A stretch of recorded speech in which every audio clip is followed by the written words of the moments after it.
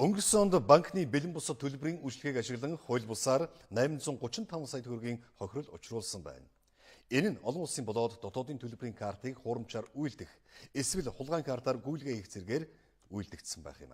Энэ төрлийн гэмтэргээс урьдчилан сэргийлэх зорилгоор Монгол банк цагдаагийн ерхий газартай хамтран ажиллахаар боллоо.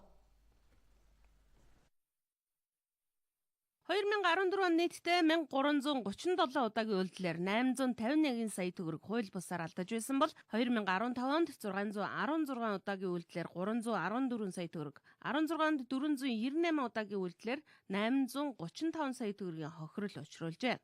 Үйлдлийн тоо буурч байгаа нь нэг үе бодвол банкны төлбөрийн картын аюулгүй байдлыг сахин хамгаалах явдал сайжирсантай холбоотой гэж мэргэжилтнүүд үзэж байна.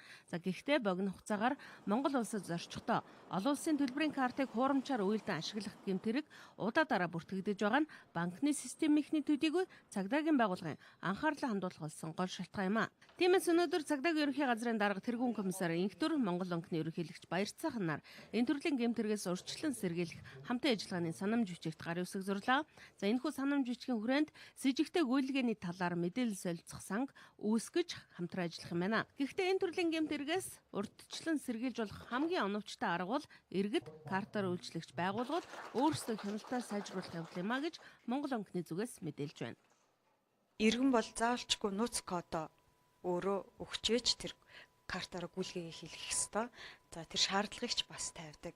Тэгэхээр иргэн болгоо одоо үүн дээрээ бас өөрөөсөө сонор сэрэмжтэй хандах хэрэгтэй гэсэн үг.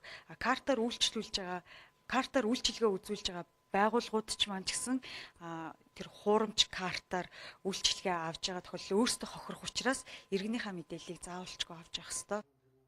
Өмнө нь хоёр байгууллага хуурамч мөнгөн тэмдэгтийг илрүүлэх, устгах, мөрдөх зэргээр хамтран ажиллах санамж бичиг байгуулж байсан юм. За одоо Монгол банкны үндэсний цахим гүйлгээний төвтэй шууд холбогдсон арилжааны 6 банк, шууд бусаар холбогдсон 5 банктай энэхүү бэлэн бус гүйлгээний гэмтэрэг дээр хамтран ажиллах юм байна.